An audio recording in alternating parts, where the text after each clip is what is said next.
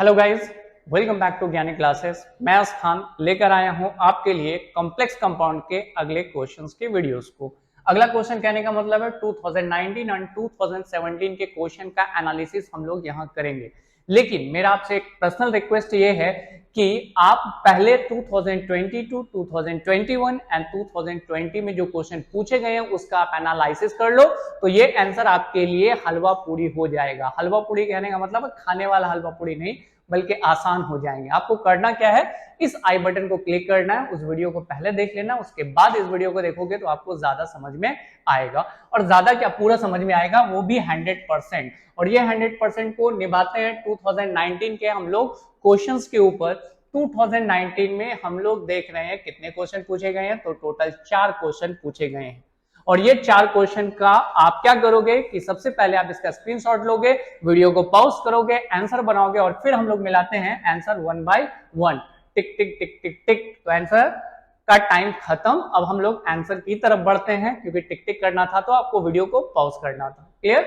चलो आगे आते हैं गाइस आंसर की तरफ। तो सबसे पहले मैं आंसर पे डिस्कस कर लेता हूं। पहला क्वेश्चन जो ऑब्जेक्टिव है उसके ऊपर बात कर लेते हैं। तो पहला ऑब्जेक्टिव क्वेश्चन क्या पूछ रहा कि ये जो है वो है क्या, डबल सॉल्ट है, कॉम्प्लेक्स कंपाउंड है, एसिडिक सॉल्ट है, कॉमन सॉल्ट है। सो हमको पता है कि ये पीला कलर का, मतलब आंसर यही होगा। वो तो मुझे भी पता है कि पीला कलर का है, आंसर यही होगा। लेकिन आप ये जान लो कि ये क्या है, ये क्या है, कॉम्प्लेक्स कंपाउंड। तो बच्चा वाला क्वेश्चन जिसको कहा जा सकता है। चलो इस क्वेश्चन में कुछ नहीं है, इसलिए मैं टाइम नहीं लूंगा आपका, 2 पॉइंट्स बात करेंगे। और यहाँ पे आपसे अगला क्वेश्चन पूछा ऑक्सीडेशन नंबर। पिछले इस वीडियोस में हम लोगों ने बहुत सारे ऑक्सीडेशन नंबर के क्वेश्चन को सॉल्व किया और हम लोगों को सीखना ही है अगर क्वेश्चन सॉल्व करना है तो यहाँ पे आप देखो क्वेश्चन क्या कह रहा है, K4FeCN का होल 6 में ऑक्सीडेशन नंबर निकालना, और हमेशा आपको ऑक्सीडेशन नंबर सेंट्रल एटम का निकालना रहता है। ये आयरन है, आयरन का ऑक्सीडेशन नंबर निकालने, इसलिए पोटासियम का कितना होता है गाइस, +1 इंटू क्या कर देंगे 4 प्लस आयरन का क्या मान लेंगे x, Cn का क्या हो जाएगा -1 into 6 is equal to 0। Overall ये हो जाएगा +4 plus x -6 is equal to 0। तो x इज इक्वल टू, आप खुद सोचो, ये उधर जाएगा तो साइन चेंज हो जाएगा, +6 +6 में हो जाएगा, और +4 -4 में, मतलब द राइट आंसर इज +2। और ऑलरेडी गिवन है यहाँ पे, तो सर हमने बनाया था, आंसर मैच कर रहा, और मैच क्यों नहीं करेगा, पूरी बात समझ चुके हो तो ठीक है। चलो इसको हम लोग मिला लेते हैं, मतलब देख लो, काफी है, सफिशिएंट है। और इसके बाद हम लोग अगले क्वेश्चन की तरफ बढ़ते हैं, जो सब्जेक्टिव भले ही कहने के लिए है, लेकिन उसमें भी ऑक्सीडेशन नंबर निकालने के अलावा कुछ नहीं करना है। क्वेश्चन कितना आसान है, ध्यान देना। ये आपको दिख रहा, और इसका भी क्या निकालना, ऑक्सीडेशन नंबर। लेकिन आपको इसको एक बनाने में, यानी कि इस एक को सॉल्व करने में आपको जो मार्क्स मिलेगा वो 2 मार्क्स आपके खाते में चला जाएगा। कैसे बनाना, ध्यान देना।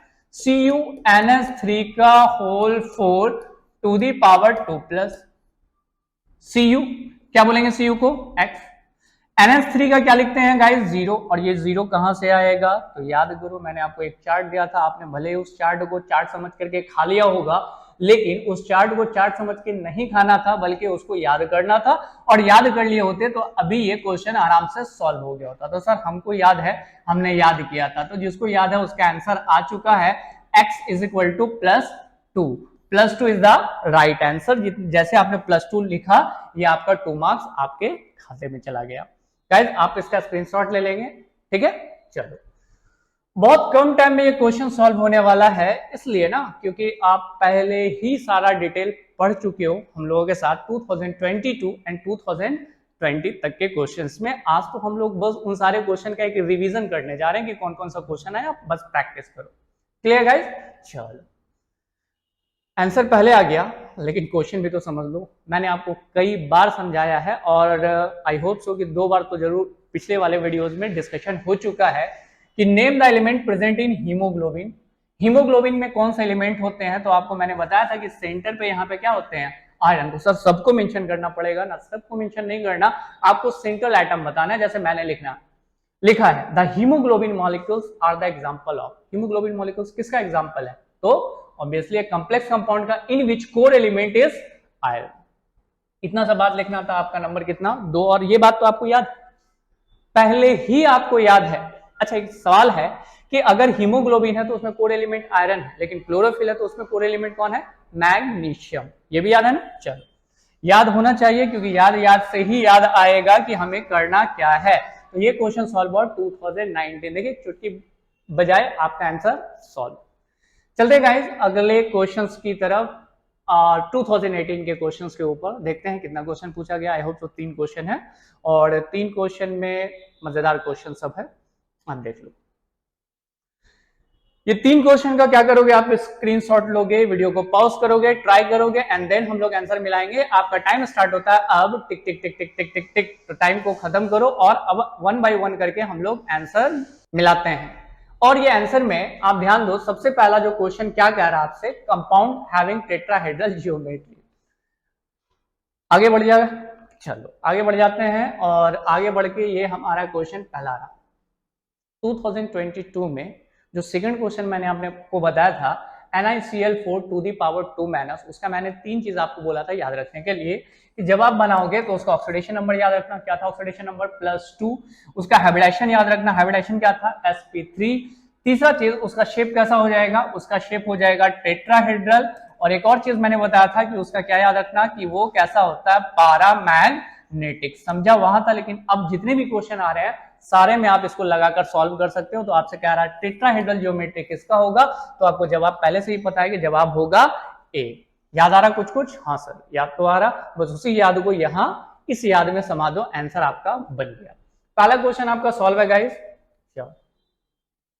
नेक्स्ट क्वेश्चन की तरफ बढ़ते हैं, क्वेश्चन नंबर 2। और सेकंड क्वेश्चन क्या कह रहा?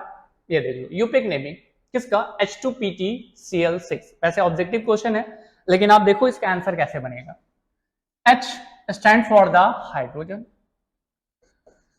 हाइड्रोजन हमने लिख दिया।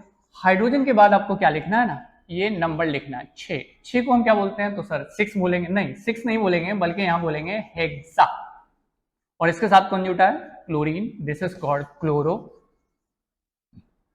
और ये है प्लैटिनम, दैट इज कॉल्ड प्लैटिनेट। ठीक है। उसके बाद हमें ऑक्सीडेशन नंबर निकालना प्लैटिनम का। हाइड्रोजन का होता है गाइस +1 × 2, प्लस प्लैटिनम का क्या लिखेंगे? x। और क्लोरीन का क्या होता है? -1 × 6 = 0। तो सोचो -6 + 2 घट के क्या आ जाएगा? -4। -4 उधर जाएगा तो क्या हो जाएगा? +4। यानी ऑक्सीडेशन नंबर क्या हो जाएगा? +4 को हम लोग रोमन में कुछ इस तरह लिखते हैं +4। सही है, स्क्रीनशॉट ले लिए। चलो ऑब्जेक्टिव में इसके आंसर को हम लोग देखते हैं कि किस तरह से इसका आंसर आपके सामने नजर आ रहा है। वैसे देखा जाए तो आपसे यही ना सवाल पूछा था कि इसका नाम क्या है? नाम में H2 मतलब हाइड्रोजन है, 6 होने के कारण हेक्सा हुआ, क्लोरीन होने के कारण क्लोरो हुआ, प्लैटिनम होने के कारण प्लैटिनेट हुआ, और ऑक्सीडेशन नंबर भी हमने देखा था कि ऑक्सीडेशन नंबर कितना था? 4 था। तो आपको भी इसका आंसर मिल गया। मतलब आंसर होने वाला क्या? आंसर होने वाला है बी। 2 ऑब्जेक्टिव क्वेश्चन सॉल्व 2018 का। आप देख रहे हो कितना जल्दी जल्दी क्वेश्चन सॉल्व हो रहा, क्योंकि आपने पहले ही सारी चीज सीख ली, बस उसका अप्लाइमेंट इस 3 सालों में हम कर देंगे। और बहुत सारा क्वेश्चन तो रिपीटेड आपको मिलेगा। चलो आगे बात करते हैं गाइस। नेक्स्ट है which complex has maximum paramagnetic moments value among the following. मैं आपको एक बात बता दूं कि इनमें से कौन सा है जिसमें पैरामैग्नेटिक मोमेंट सबसे ज्यादा होगा। याद रखना पैरामैग्नेटिक मोमेंट्स को निकालने के लिए हम एक फॉर्मूला का इस्तेमाल करते हैं, और वो फॉर्मूला डिपेंड करता है नंबर ऑफ अनपेयर्ड इलेक्ट्रॉन के ऊपर। जितने ज्यादा अनपेयर्ड इलेक्ट्रॉन होंगे लाइक दिस, तो उतना ज्यादा इसमें आपको दिखेगा क्या? मैग्नेटिज्म। अगर एक अनपेयर्ड इलेक्ट्रॉन है उसका मैग्नेटिज्म, 2 अनपेयर्ड इलेक्ट्रॉन है उसके मैग्नेटिज्म में अंतर आ जाएगा। 2 अनपेयर्ड इलेक्ट्रॉन वाले ज्यादा मैग्नेटिज्म शो करेंगे। क्लियर? चलो आंसर है ये इसका पता कैसे चलेगा? सबसे पहले आप देखो कि मैं लिख रहा हूं FeH2O2 6 और क्या Cl2। Fe जो है उसको लिख देते हैं गाइस x, वाटर का 0 × 6 -2, डायरेक्ट 1 × 2 लिख दें चलेगा, =0। ये तो कट गया, ये उधर जाएगा तो x = क्या हो गया? +2। आप ये याद रखना आयरन के ऊपर क्या होगा? +2। क्यों? क्योंकि ऑक्सीडेशन नंबर +2 आया है। मैं बाकी सबको मिटा दूं। चलो ऑक्सीडेशन नंबर +2 आया है, तो अगले केस में मैं आयरन लिखूंगा, आयरन का एटॉमिक नंबर लिखूंगा 26। और याद रखना ऑक्सीडेशन नंबर कितना आया? +2। इलेक्ट्रॉनिक कॉन्फिगरेशन बनाते हैं तो क्या बनता है 1s2 2s2 2p6 3s2 3p6 4s2 and 3d6। इसमें अगर +2 लगा दें तो +2 लगाने के बाद यहां से इलेक्ट्रॉन लॉस होगा, लेकिन कहां से इलेक्ट्रॉन लॉस होगा, इस जगह से इलेक्ट्रॉन लॉस होगा। और कितना इलेक्ट्रॉन लॉस हो रहा है, 2 इलेक्ट्रॉन। चलिए ठीक है। डी में कितना इलेक्ट्रॉन दिख रहा, 6। अगर मैं डी ऑर्बिटल्स को ड्रॉ कर रहा हूं और डी ऑर्बिटल्स में इलेक्ट्रॉन डाल रहा हूं तो कितना इलेक्ट्रॉन जाना चाहिए, 1 2 3 4 5 और एक 6। तो कितने अनपेड इलेक्ट्रॉन नजर आ रहे हैं आपको, अनपेड इलेक्ट्रॉन यहां सबसे ज्यादा नजर आएंगे 4। और जितना ज्यादा अनपेड इलेक्ट्रॉन नजर में आएगा उतना ज्यादा इसमें मैग्नेटिज्म होगा। बाकी सारे केस को भी अगर आप बनाओगे तो किसी में 2 अनपेड इलेक्ट्रॉन होगा, किसी में 3 अनपेड इलेक्ट्रॉन होगा, लेकिन सबसे ज्यादा अनपेड इलेक्ट्रॉन आपको दिखेगा जिसमें उसमें मैग्नेटिज्म सबसे ज्यादा होगी, जो आंसर ये हो गया गाइस। चलो अब इसका स्क्रीनशॉट ले लेंगे। वैसे आंसर आपको समझ में आ गया कि highest the number of unpaired electron, highest the क्या मैग्नेटिज्म। हो गया स्क्रीनशॉट। आगे बढ़ते हैं। इसके बाद गाइज अब हम लोग 2017 के क्वेश्चंस को देखते हैं 1 बाय 1 करके, जो भी क्वेश्चन इसमें पूछे गए हैं। इन द सेंस कुछ ऑब्जेक्टिव क्वेश्चन भी है और क्या कुछ सब्जेक्टिव क्वेश्चन भी है। जैसे यहां पर आपको 2 ऑब्जेक्टिव दिख रहा है, ये ऑब्जेक्टिव नहीं है, सब्जेक्टिव क्वेश्चन है। एक्चुअली में इसका यूपेक नेमिंग लिखना है। इसके बाद है आपका state Werner coordination theory and what is legend, classify with example. थोड़ा टाइम लगने वाला है इसी क्वेश्चन में, बाकी हमारा सारा ये क्वेश्चन इजीली सॉल्व हो जाएगा। कैसे, 1 बाय 1 करके इसके आंसर पे आते हैं। और 2017 1 का पहला क्वेश्चन का आंसर है 6। व्हाट्स पॉसिबल, पॉसिबिलिटी अभी हम लोग दिखा देते हैं कि ये देख रहे हैं, ये क्या है, K3CrOX का होल थ्राइस। सबसे पहले तो आप कट जाओ, क्यों, क्योंकि आप काउंटर आयंस को, क्वार्टर आयंस को कोई मतलब नहीं है कोऑर्डिनेशन नंबर से ना, ये ऑक्सीडेशन नंबर नहीं है, कोऑर्डिनेशन नंबर है। ये बाइडेंटेड लीजेंड्स है और बाइडेंटेड लीजेंड्स के लिए कितना 2, क्यों, क्योंकि ये 2 अनपेड इलेक्ट्रॉन, 2 लोन पे इलेक्ट्रॉन को डोनेट करता है। इनटू क्या हो जाएगा 3, तो क्या आंसर आ गया, द राइट आंसर इज 6। इतना समझ में आया, तो सर इससे ज्यादा भी समझ में आ गया। ज्यादा क्या, बहुत ज्यादा समझना है, लेकिन हाँ फिलहाल तो अभी जो आंसर बताना है वो यही आंसर बताना। यहां तक की बात क्लियर। चलो answer is +6, this is the coordination number. Next question बढ़ते हैं। सेकंड क्वेश्चन, 2 ही ऑब्जेक्टिव क्वेश्चन है और दोनों ऑब्जेक्टिव क्वेश्चन को हम लोग जल्दी में सॉल्व करते हैं। यहां पर हमें एक चीज जानना है जिसका नाम है EAN, इफेक्टिव एटॉमिक नंबर। और इफेक्टिव एटॉमिक नंबर यहां पर एक बात याद रखिएगा कि डी ब्लॉक के एलिमेंट्स में से कोई भी नजर आए, like scandium, titanium, vanadium, chromium, manganese, iron, cobalt, nickel, copper, zinc, इनमें से कोई भी हो डी ब्लॉक का एलिमेंट, आप एकदम आंख बंद करके आंसर 36 मार देना, वो आंसर हो जाएगा। लेकिन this is not a perfect way. ये मैंने आपको ट्रिक्स बता दिया कि आंसर आपका 36 होगा, लेकिन ये 36 आएगा कैसे उसको हम लोग समझेंगे 1 बाय 1 करके। सबसे पहले इसका एक फॉर्मूला होता है EAN को निकालने का। याद रखिए यहाँ पे Z जो है वो है atomic number. Z stand for the atomic number, ये तो याद हो गया। X is the oxidation state. X is the oxidation state. Next कौन है, CN stand for the coordination number. और कोऑर्डिनेशन नंबर के बाद हम लोग इसमें लास्टली क्या करेंगे, 2 से मल्टीप्लाई कर देंगे। चलो 1 बाय 1 देखते हैं। Z stand for the atomic number. और कौन सा एलिमेंट है, कोबाल्ट। कोबाल्ट का एटॉमिक नंबर कितना होता है 27। हाँ, माइनस ऑक्सीडेशन नंबर निकालते हैं कोबाल्ट का, तो क्या हो जाएगा कोबाल्ट का ऑक्सीडेशन नंबर के लिए X। EN के लिए आप क्या लिखेंगे, तो EN के लिए लिखेंगे 0 × 2। और क्या क्लोरीन के लिए -1 × 2 इज इक्वल टू +1। और ये 0 तो पूरा कहानी खत्म कर दिया, बचा क्या, X - 2 इज इक्वल टू +1, ये उधर चला गया तो X इज इक्वल टू +3। अगला केस हमको X लगाना है, that is the oxidation number, ये 3 प्लस कोऑर्डिनेशन नंबर कितना हो जाएगा, ये बाइडेंटेड है इसलिए 2 × 2, ये मोनोडेंटेड है इसलिए क्या हो जाएगा 1 × 2, टोटल कितना हो गया 6। तो कोऑर्डिनेशन नंबर हो गया 6 × 2। मैं कैलकुलेट करने का तरीका बता रहा हूं, लेकिन आपका आंसर हमेशा 36 होगा, बशर्ते फर्स्ट ट्रांजिशन सीरीज का कोई भी एलिमेंट्स हो, चाहे scandium, titanium, vanadium, chromium, manganese, iron, cobalt, nickel, copper, zinc.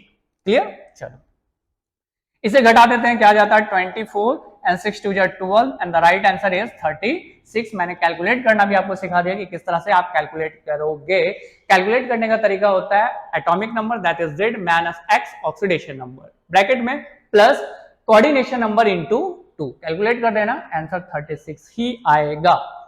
इसके बाद गाइस आगे बढ़ते हैं हम लोग, मतलब इसको आप स्क्रीनशॉट ले लो एंड देन इसका स्क्रीनशॉट मत लेना, मैं इसके नीचे और कंप्यूटराइज वाला ले आता हूं, उसका आप स्क्रीनशॉट ले लो, ठीक है। छोटे में प्यारे से बेसिस पे हमारा क्वेश्चन सॉल्व हो चुका है। आगे बढ़ते हैं गाइस, जस्ट इसके बाद इसको पूरा हम लोग क्लियर कर लेते हैं, क्योंकि अगला क्वेश्चन है थ्योरेटिकल बेस्ड, जिसको हम लोग डिस्कस करेंगे 1 बाय 1 करके।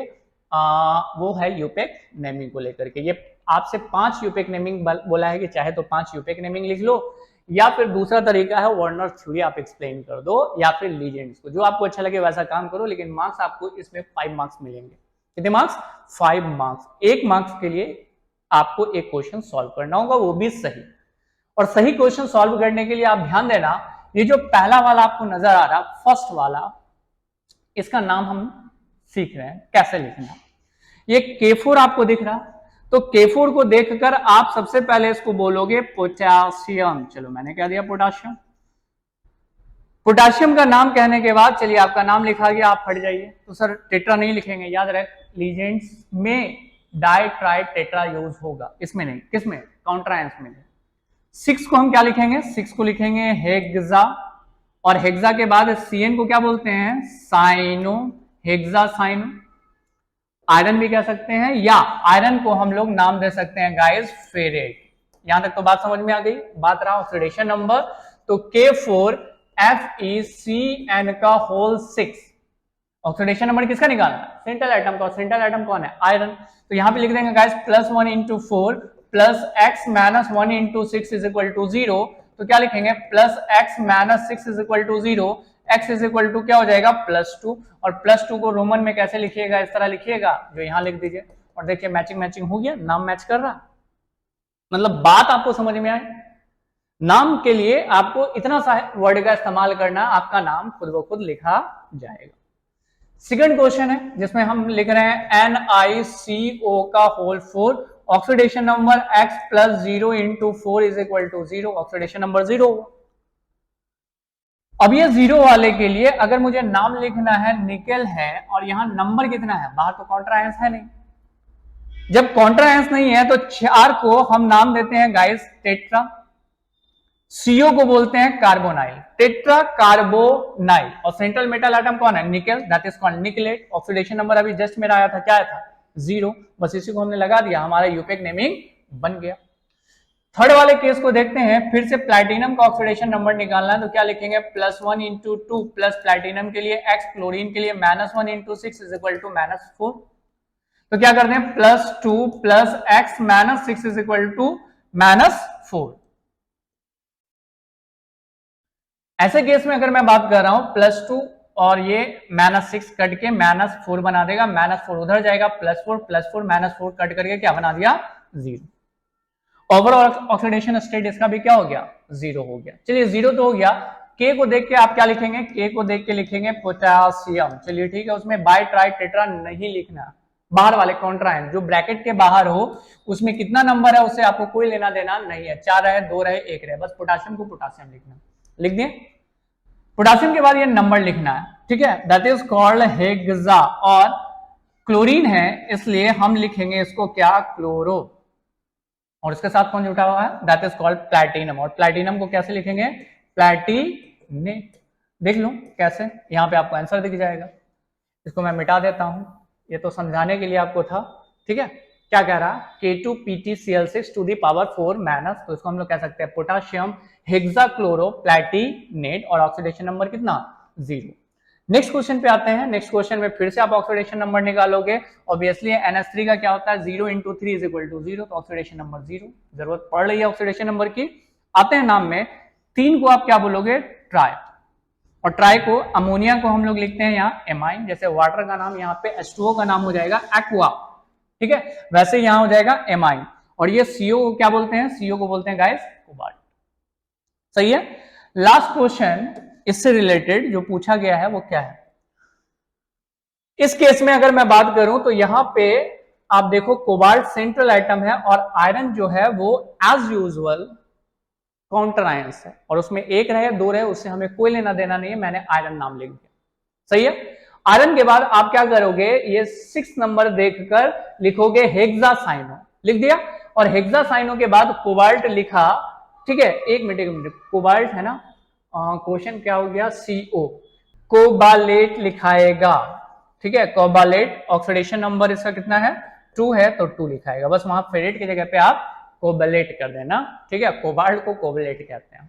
ये 5 अगर आपने यूपिक नेमिंग बना लिया तो वार्नर्स थ्योरी या लीजेंड सॉल्व करने की जरूरत नहीं है, लेकिन हम लोग उसको भी देख लेंगे, उसके आंसर को जो और में दिया है, दोनों में से कोई एक ही बनाना था, थर्ड का चाहे तो ये 5 यूपिक नेमिंग लिखे या फिर वार्नर थ्योरी और लीजेंड्स को एक्सप्लेन कीजिए।